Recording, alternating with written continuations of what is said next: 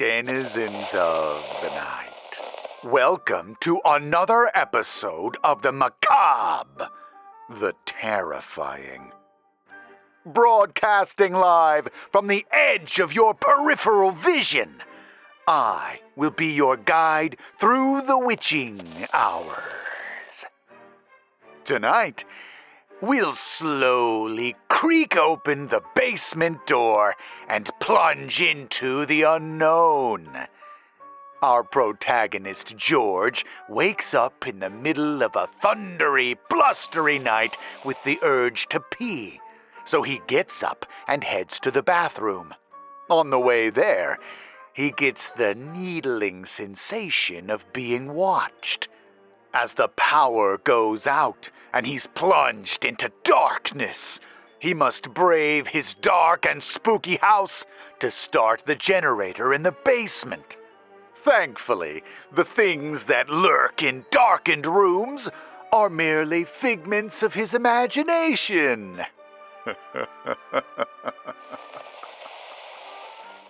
This story is called Just a Nightmare and was written by J.L. Goodwin.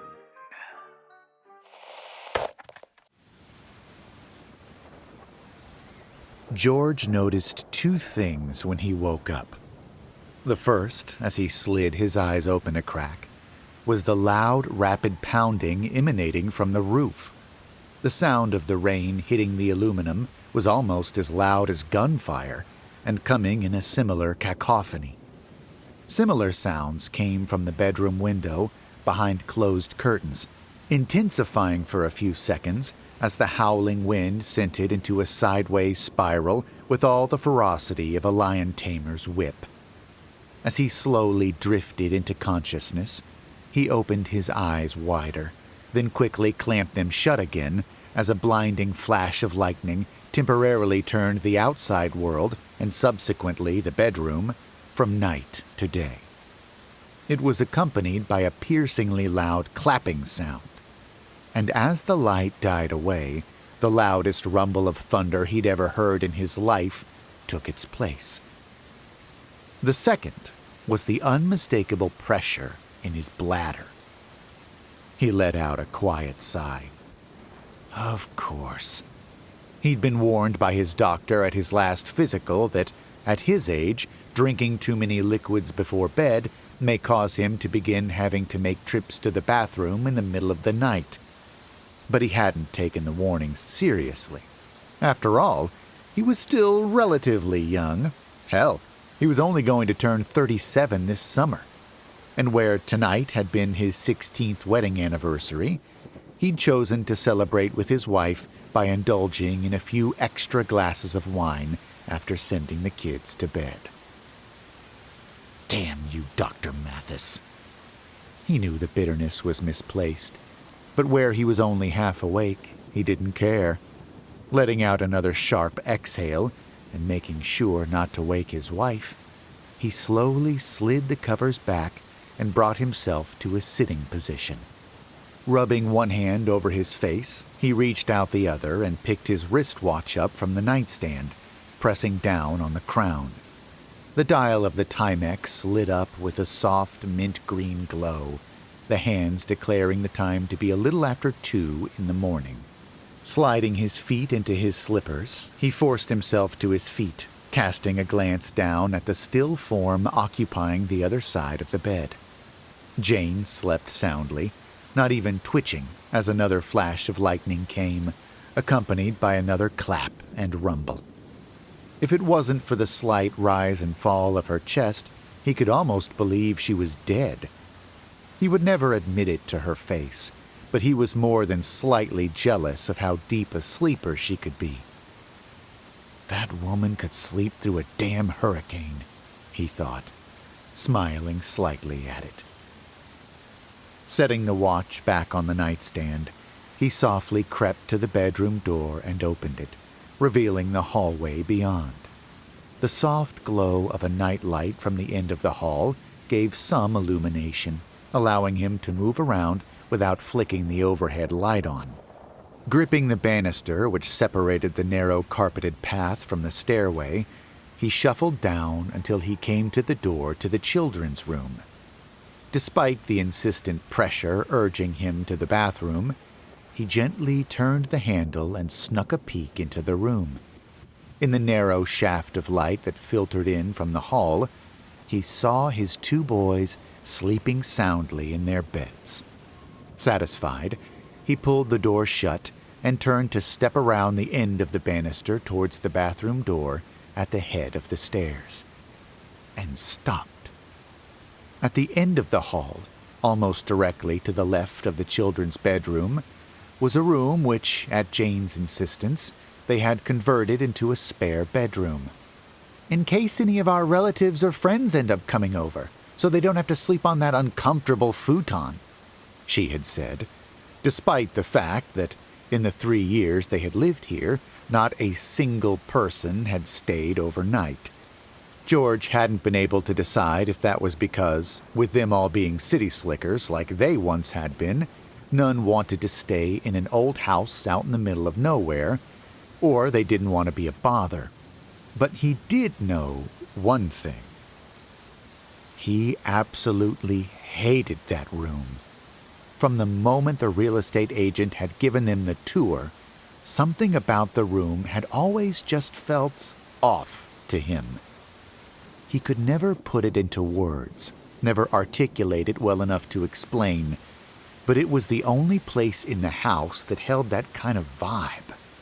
That and the attic above, which was reached by a ladder built into a panel in the roof, which you'd pull down by a small cable dangling from the ceiling. When they had run out of room to stack boxes in the basement, he'd been forced to put the rest up there. The moment he'd entered the bedroom, and especially after ascending the ladder, the creepiest sensation he'd ever felt had fallen over him, seeming to poison his better judgment like it was a layer of asbestos. He'd felt watched by 100 pair of eyes, all waiting for him to turn his back in a moment of carelessness. George shook his head sharply.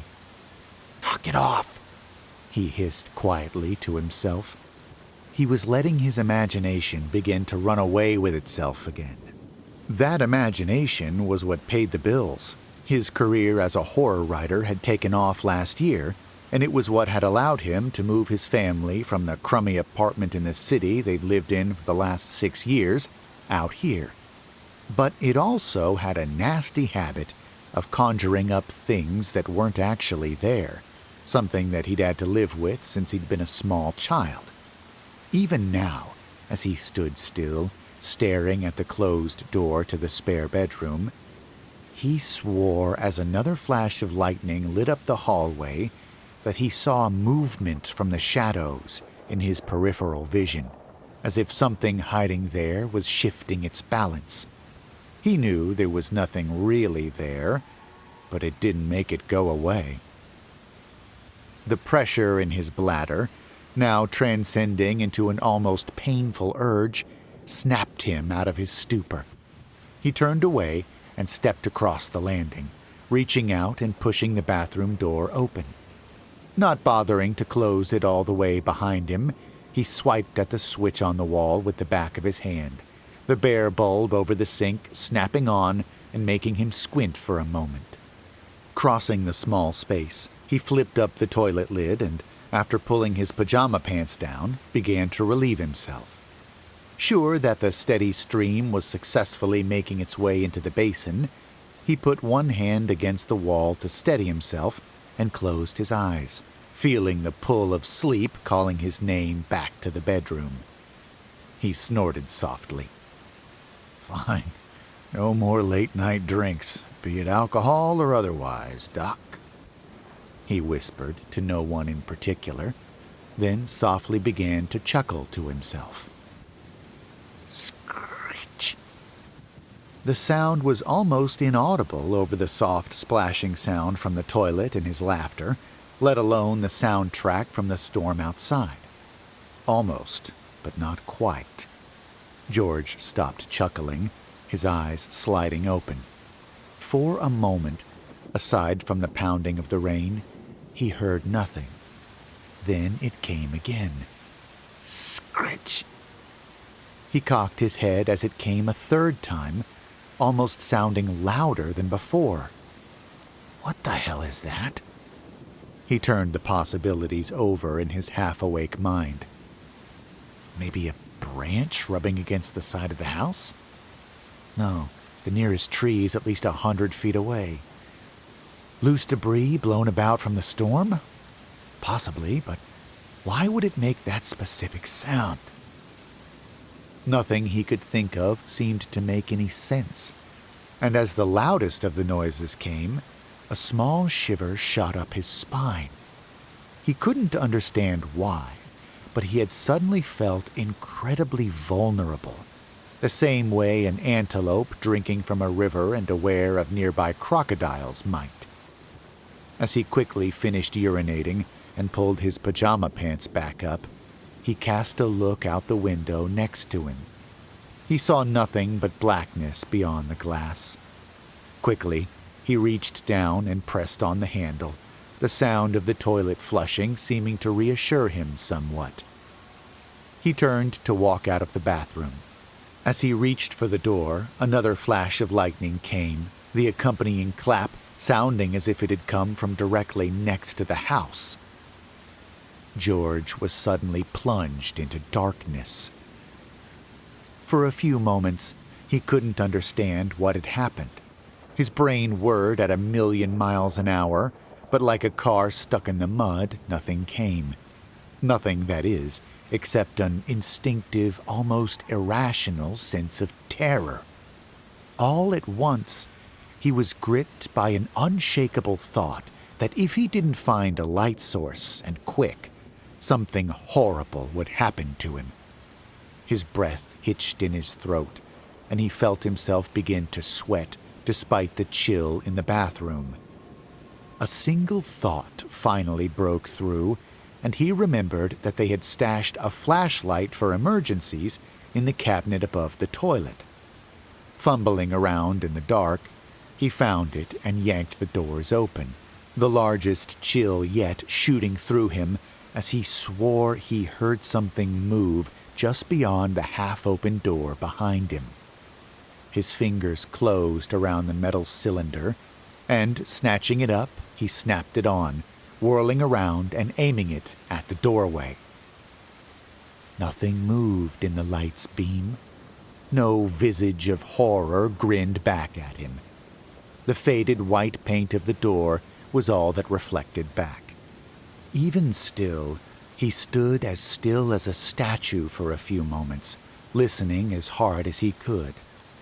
He heard the sound of the house shifting and groaning against the lashing wind and rain, as if locked in mortal combat with the elements. But aside from the natural sounds, there was nothing. He began to breathe a little easier, feeling his heart slow its pounding in his chest as he relaxed slightly. Then he let out a derisive snort. Power outage.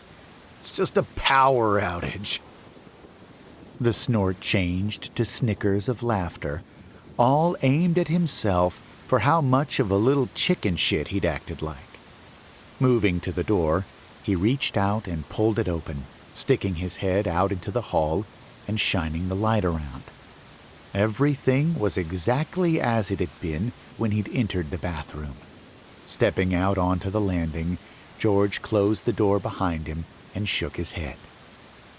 Good freaking God, man. I know you have an overactive imagination for an adult, but Jesus. You're supposed to use it to scare the shit out of your readers, not yourself. Not to mention you're almost 40 years old. Jonathan and Charlie aren't even afraid of the dark anymore, and neither are even 13 yet. Get a hold of yourself. Letting out a breath he hadn't known he'd been holding in, he began to cross the landing and head back for the bedroom when something occurred to him. Wait, though. What if the power doesn't come back on before morning? This wasn't the first case of the house suffering an outage since they'd moved here, and on more than one of those occasions, due to the remoteness, power wasn't restored until 12 hours later. Worse still, the last time, 6 months ago, Charlie had gotten up to use the bathroom in the middle of the night, and without the nightlight to guide him, had tripped and hit his head on the bathroom door, which had resulted in a long drive to the emergency room. George remembered the look of fear on Jane's face when they'd awoken to the sound of him crying. It was something, as a father, he never wanted to experience again. He sighed and turned toward the stairs. "Generator it is, then." The previous owners had installed a large diesel-powered generator in the basement. From what the realtor had told them, they'd done so due to the frequent outages as well, and chosen to install an exhaust vent that led outside, rather than installing it in the shed in the backyard. George was eternally grateful for this. It meant he wouldn't have to slog through the maelstrom outside to fire it up. However, it would mean a trip downstairs. Normally, the generator was supposed to automatically trip and fire up when the main power lines were cut. Unfortunately, due to the previous owners skimping on regular maintenance, whatever part of the machine that detected any loss of power was broken. And after sinking almost all of the money he'd made from his first 2 novels into the house, as well as a hefty mortgage which now loomed over his head like a noose, he didn't have the funds to have it repaired just yet. And that meant whenever they needed to turn it on, it required a walk down to the basement to manually power it up. Careful not to trip over the carpet which lined the stairs, George slowly descended to the ground floor of the house. The stairs squeaked slightly in protest under his feet, and he kept his free hand tight around the banister.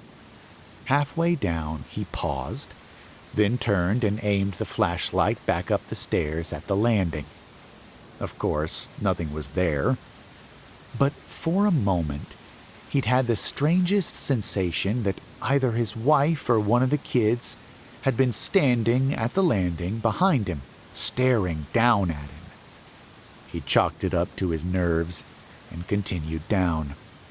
Reaching the bottom, he turned and aimed the flashlight down the hall. The house had been built with, to him at least, a very strange design.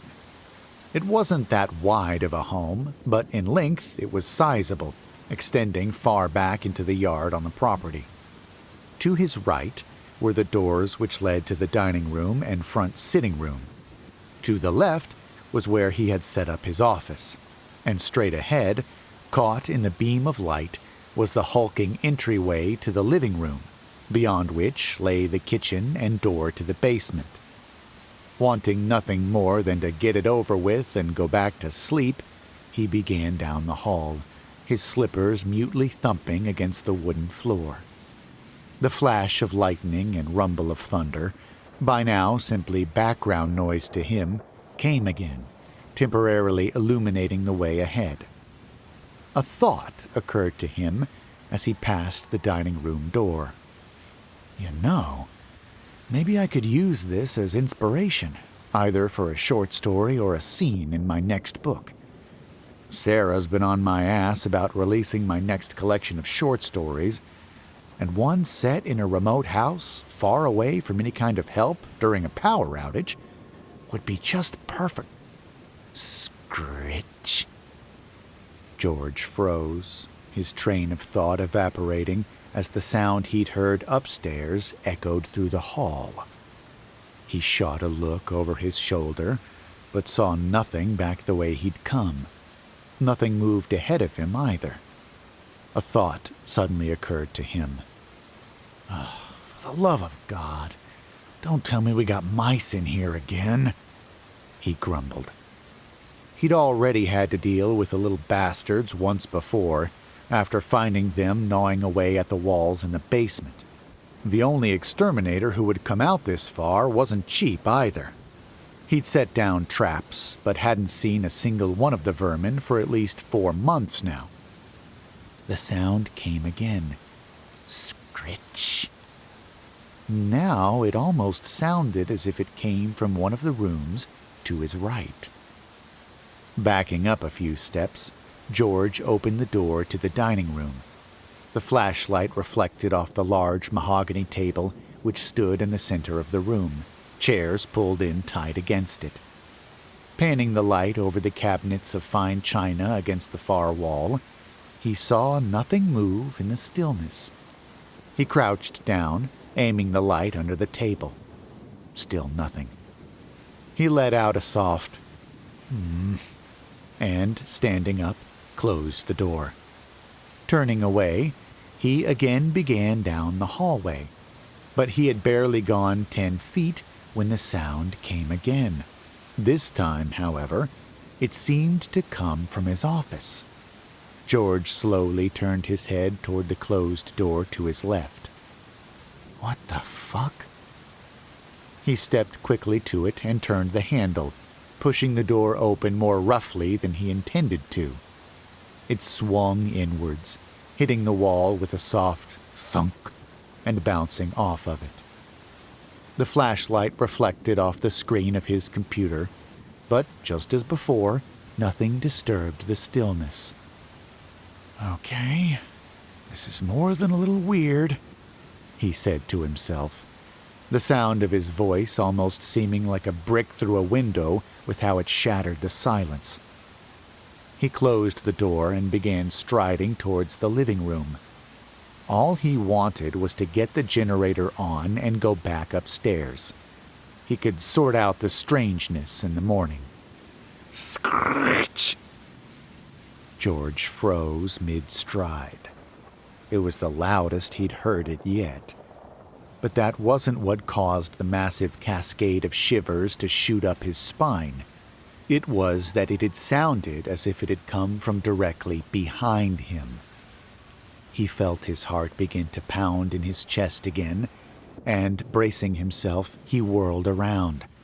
For a split second, he felt sure he'd see the shape of an intruder, or something worse, staring back at him. But nothing was there. Far from reassuring him, however, seeing nothing now seemed to set him on edge. He knew he'd heard the sound come from behind him. It was as if turning and aiming the light had caused whatever had made the noise to simply blink out of existence. His mind began to run away from him again, and he imagined some monstrosity from one of his books creeping along in the shadows, toying with him the way a cat toys with a mouse. And worse still was that a feeling he'd sensed before, but not down here, had begun to creep up on him. He felt watched. The sensation of eyes upon him was exactly the same he'd had when in the spare bedroom and in the attic. Now, however, in a place he'd always felt safe and secure, it was a million times worse. George's eyes darted around the hall, looking for any kind of movement. After waiting a few seconds, and feeling vulnerable as ever in the confined space, he quickly began to walk again. He reached the entrance to the living room and crossed it, aiming his flashlight around and only seeing the couch, flat-screen TV, and cases of DVDs and VHS tapes. The sound came again from behind him, but he refused to look. Instead, he used it as motivation to cross the room faster. Reaching the kitchen, he rounded the corner, his slippers rapping against the tiles as he crossed to the basement door. He reached out a hand to seize the handle. Creak! George couldn't help but freeze in place, his blood running cold. That sound. It hadn't been the eerie scratching noise he'd heard. It had been the sound of the floorboards in the living room being stepped on. He knew that sound intimately. When he was in the kitchen making breakfast, it always signified either one of the boys or his wife was about to appear around the large wall that separated the two rooms. He didn't want to look behind him now. Every fiber in his body was telling him not to, telling him to get downstairs and turn the generator on. But he couldn't help it. It was as if he were in a trance, commanded against his will to move. He slowly turned and looked back the way he'd come, aiming his light at the corner which signified the living room entrance. If he could have, he would have screamed. A hand was reaching around the corner. But no, it wasn't a hand. You couldn't rightly call something like that a hand, especially in the human sense, when it looked to be completely covered in thick brown hair, which more resembled fur than anything else. Nor could you call what the fingers end in nails. Long, black, wicked-looking things that ended in what no doubt were razor-sharp points. Not a hand, a claw. George felt as though he were a victim of sleep paralysis, unable to move or look away as he watched the claw reach out gently, seeming to feel around. As it did, the nails gently grazed the wallpaper, the sound that had stalked him throughout the house filling the small room. Screech. Then it seemed to advance into the room a little more. Horror like George had never felt before washed over him in waves as he fought against the body to move, mentally screaming at himself. He'd written scenes almost exactly like this before, had conjured up what he thought were the worst, most horrifying things that went bump in the night imaginable. And yet, the sight of that claw coming around the corner after him filled him with an existential terror the likes of which he'd never felt. Instantly, he realized two things. The first was that this thing that he was seeing was what had been watching him every single time he'd gone into the spare room and up into the attic. He was sure of it. It had lived in the house, staying just out of sight, biding its time, waiting for the opportune moment. And it had found it. The second thought was worse. He knew if he stood here and waited to see whatever that claw was attached to round the corner, it would be the last thing he ever saw. That did it. It was as if the surety of that notion had broken him free of the spell over him. George whirled around and seized the handle, twisting with all his might and tearing the basement door open. Behind him, he both sensed and heard movement as whatever it was entered the kitchen. The thought that if he turned back he would see it made him want to freeze again. But he was already a blur of motion, flying down the stairs like a rocket, the flashlight beam erratically bouncing off the walls. Somehow, he didn't know how he knew, but he felt sure that if he made it to the generator and turned the lights on, he would be safe. He was halfway down the stairs when he tripped. He felt the slipper on his left foot catch one of the raised, exposed nails he'd always promised Jane he'd take care of, but never did. The world around him seemed to slow down as he felt himself tilt forward, his foot slipping out of the slipper as he left the earth and tumbled through the air. Like a scene from a movie, he slowly watched the stairs fly up to meet him. The pain was immediate and excruciating as he slammed back to earth, tumbling down the stairs with an almighty crash as he felt every part of his body connect.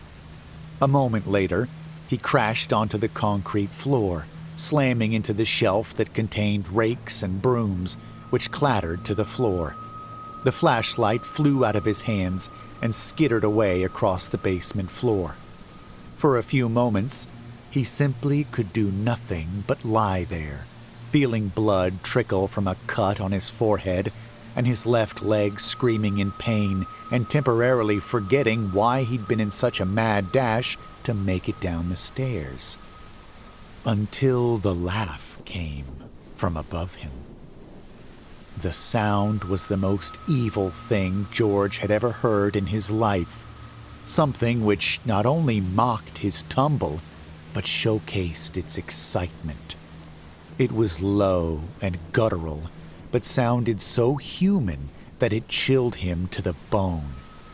The only thing worse than its laugh was the loud creaking that followed it. It was descending the stairs to him. Feeling tears begin to stream from his eyes, both for himself and the thought of his wife and children being left to the mercy of such a monster, he frantically began to crawl forward on his hands and knees, disentangling himself from the mess and attempting to climb to his feet.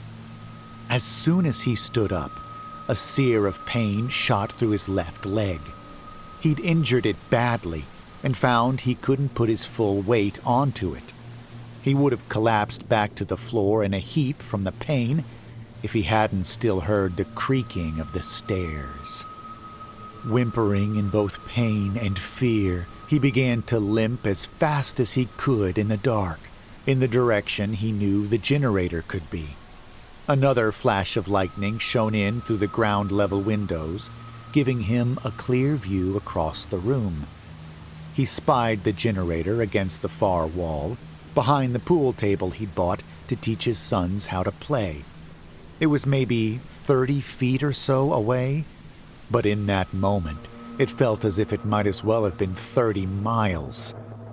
Behind him, he heard the inhuman creature laugh again, and he couldn't help but let out a strangled scream at what he now felt certain would be the last sound he would ever hear.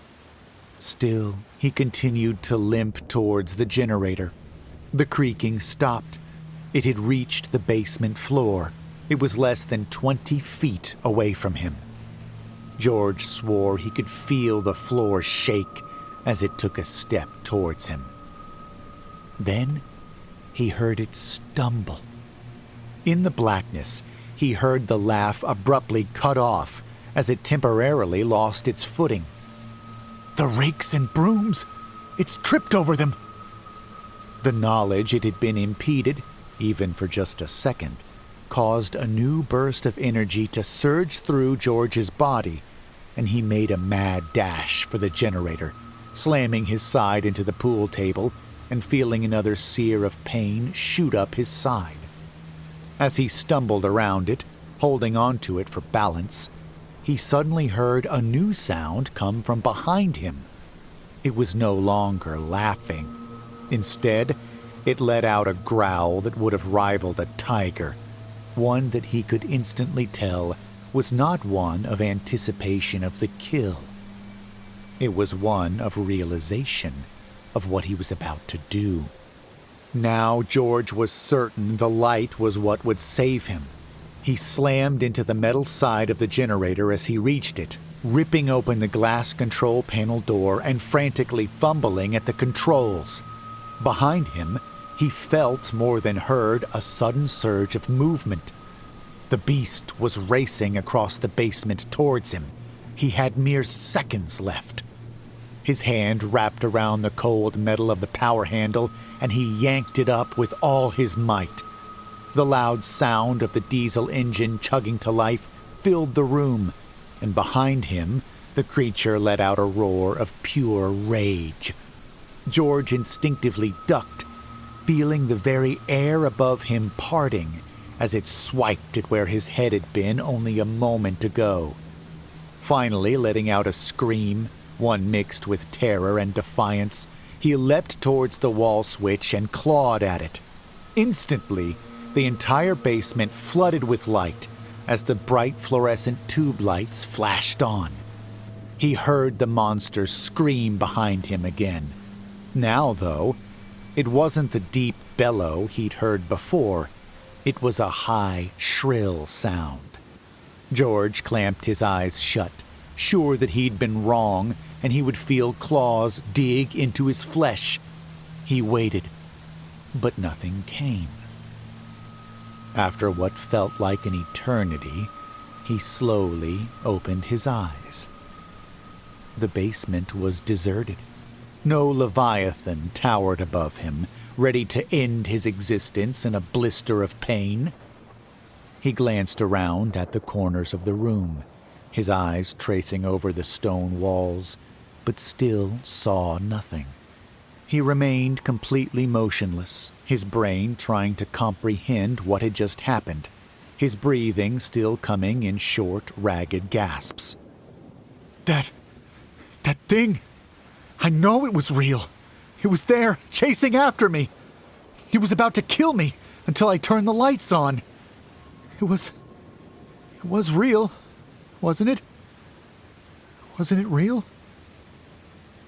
It was as if the light had caused him to come to his senses, to snap fully awake. George suddenly realized that throughout everything, he'd never truly felt fully awake. He'd almost felt as if he'd been in the grips of a horrible nightmare. And now that he was back in the light, sanity was being restored. The rational side of his brain kicked into high gear, and he began to try and rationalize through what he'd just experienced. Even still, a part of his mind rebelled, insisting that what he'd experienced had been real, attempting to push away anything which contradicted it. Until a single thought floated its way to the surface, sweeping everything out of its way like it was royalty. He opened his mouth and whispered out 2 words. Night terrors. When he'd been a small boy, he'd first been diagnosed with the sleep disorder by his family doctor, after constantly waking his parents up, screaming and crying, and sometimes dashing into their bedroom, whimpering about the horrifying monster he'd seen at the foot of his bed, or the red pairs of eyes he'd see peering at him from inside his closet. Even worse, they soon found he sleepwalked during these episodes sometimes, and would sometimes bump into things, unknowingly injuring himself. And, ironically enough, after he'd been recommended to a special psychologist who was specialized with children, it had been him who had suggested he begin to write about his nightmares as a way to help work through them when he woke up.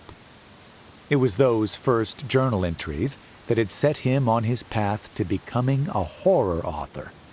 Not only did he find writing about them helped him immensely, slowly learning with the doctor what each one represented, but he found others enjoyed his work, albeit in a terrified sort of way.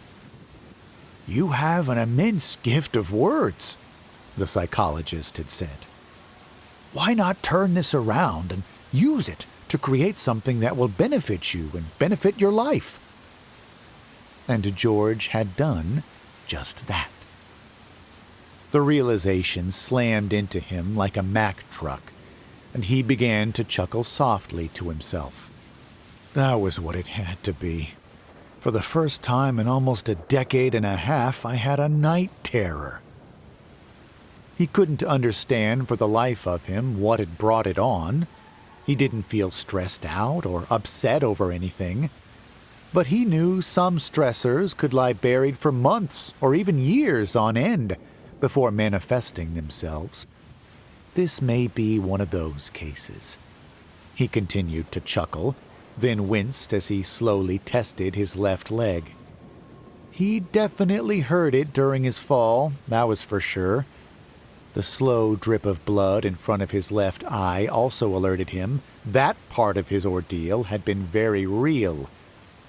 Sparing a glance at the bottom of the stairs and seeing the mess lying in front of it, he shook his head. Lucky I didn't break my damn neck. Spying the flashlight still on, The beam of light spilling out from under his gun cabinet, he limped across the room, fumbling and pulling it out. Crossing back to the light switch, he reached out to flick it off, but paused. He shook his head. It won't suck up too much fuel to leave it on until the morning. Turning away, he limped to the stairs, stopping to pick up the rakes and brooms and replace them in the rack. Then, gingerly, he climbed the stairs to the kitchen.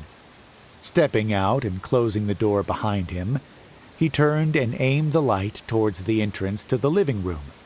For a split second, the image of that blood-chilling claw flashed in front of his mind. And he began to laugh again as he spied what he'd actually seen. Caught dead in the beam of a flashlight was a painted hand which hung out from the wall. 2 sets of car keys, along with the house keys, dangling from the fingers. It had been one of the strange thrift purchases that Jane had made when shopping for things to fill the house with, and George had never understood her attraction to it. He simply chalked it up to one of the few things about his love that he would never truly understand. Now, fully back in the waking world, the brown paint clearly could look to someone in the throes of a night terror like a claw coming around the corner after him. He chuckled to himself again, and then continued on his way, winding through the living room and back into the hallway as he realized the storm had continued throughout everything. Another brilliant flash of lightning illuminated the house, the clap signifying it had struck close by. Occasionally, he had the sudden urge to flip the lights on, but he forced himself not to, simply using the flashlight beam to guide his way. If he hadn't woken up Jane or the kids with all the commotion, he didn't want to tempt fate any further. Limping back up the stairs, he returned to the bathroom, closing the door behind him and flipping the light on. Gazing into the mirror, he winced. Jesus, I look like I hit every branch of the tree on the way down, he marveled quietly. Bruises covered large swaths of his body, and he saw the small cut just above his right eyebrow. Fumbling open the medicine cabinet, he pulled out a bottle of hydrogen peroxide, a box of bandages, and a tube of neosporin. Slowly, delicately, he cleaned and bandaged each cut and scrape on his body.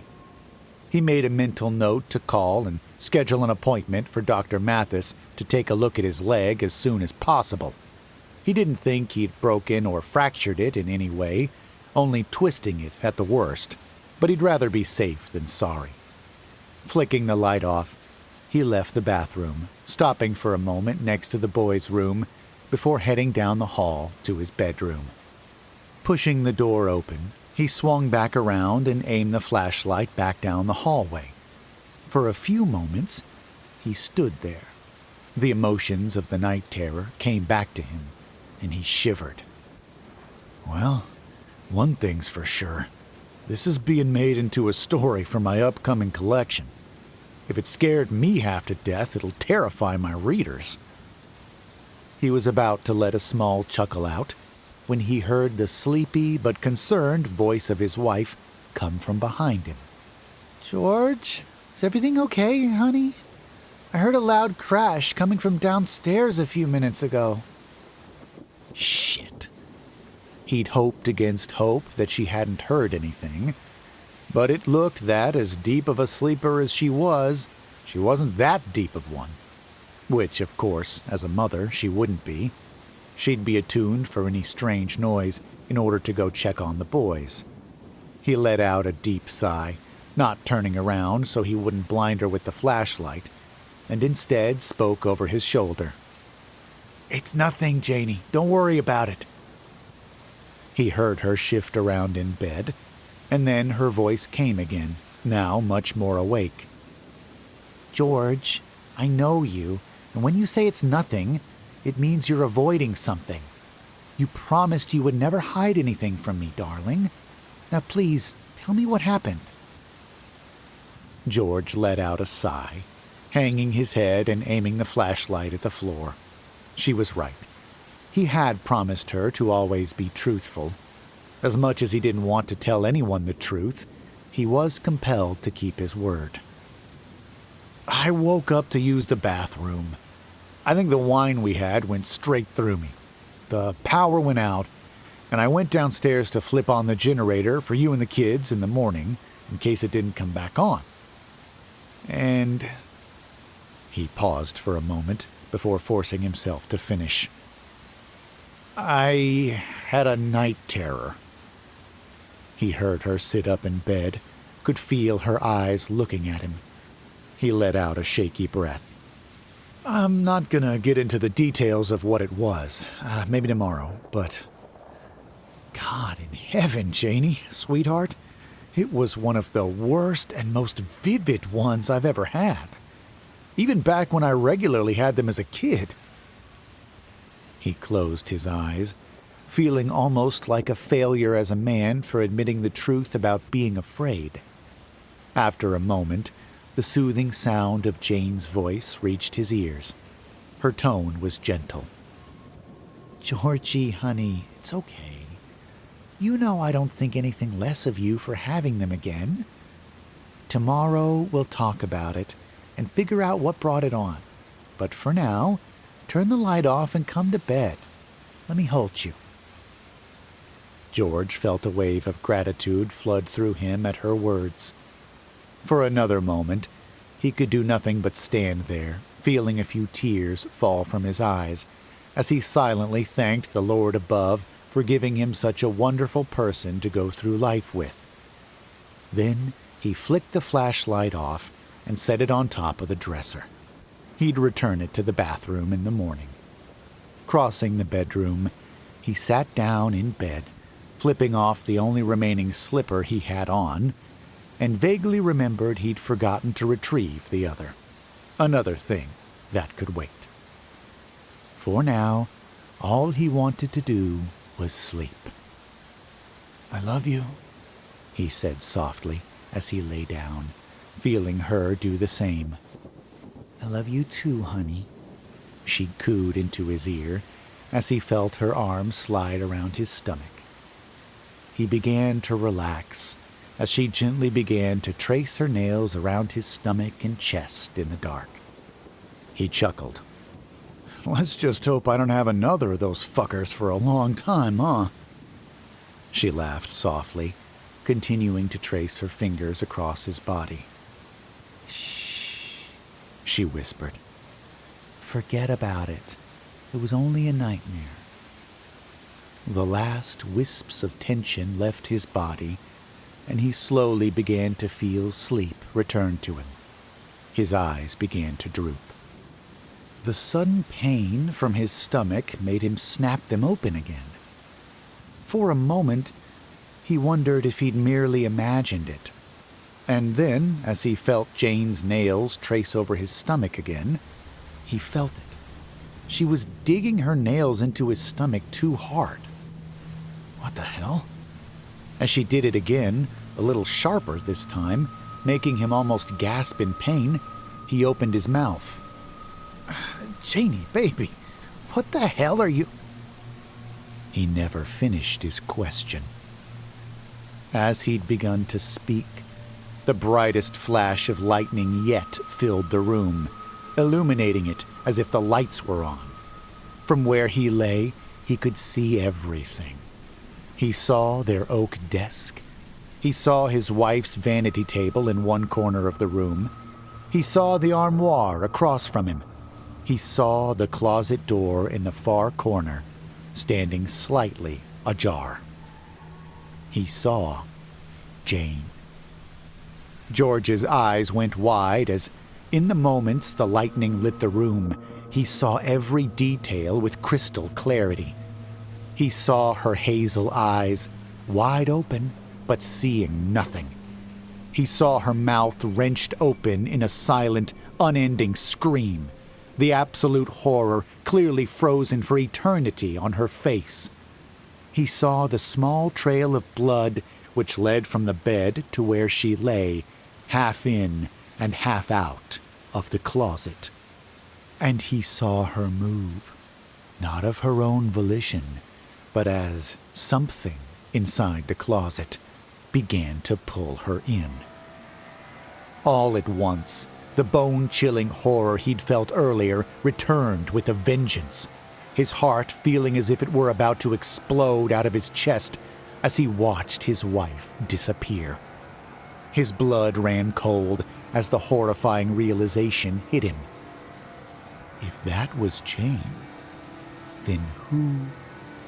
He began to try and shoot out of bed, but the hand gripping his stomach tightened, the nails digging in to the point he felt blood begin to drip from around them. As he opened his mouth to scream, a second hand fell across his face, gagging him and muffling his screams, the nails beginning to dig into his cheek. No, not a hand, a claw. Shh. The voice from behind him came, all trace of his wife's voice disappearing, replaced with a guttural, demonic growl. It was just a nightmare.